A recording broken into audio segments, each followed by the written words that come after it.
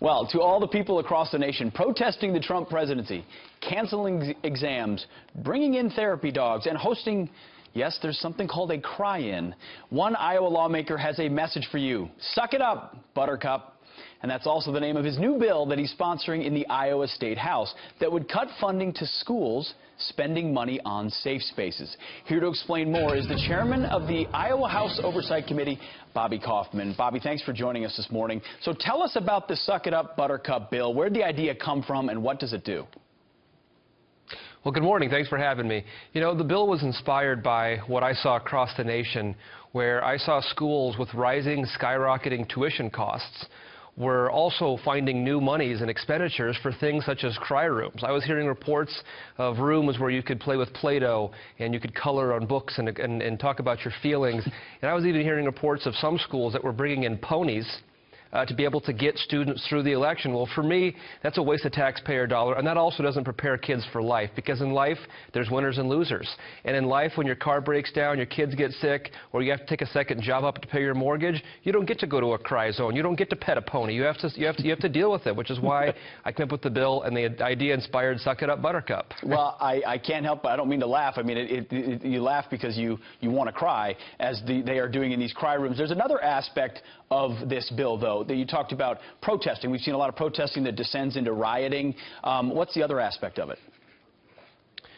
True, and that was truly the inspiration, was protecting my constituents. What really inspired me to push this forward was there was an actual blockade of my constituents on Interstate 80 last week, and that's dangerous. That's incredibly dangerous. What if someone had been trying to go to the hospital? What if someone was in an emergency?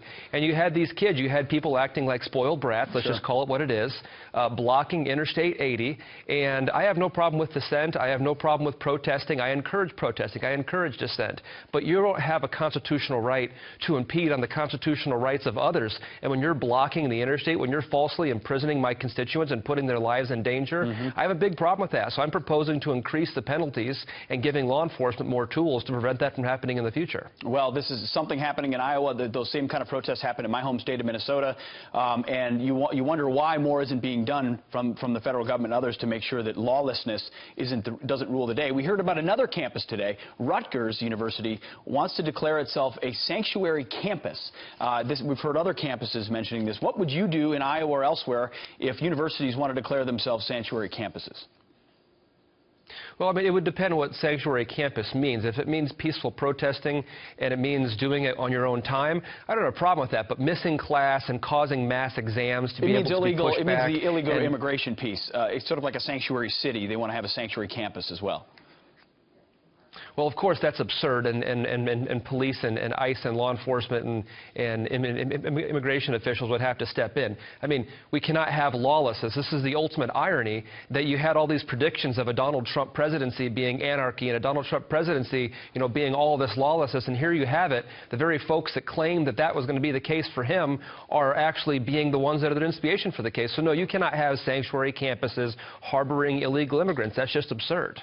Well, Bobby, thank you very much for joining us this morning. Good luck with the bill. I think you may have triggered some kids across the country who are watching this. They may need to retreat to a safe zone and go cry. But you would say suck it up, Buttercup, and good luck with your bill. I appreciate it. Thanks a lot. All right.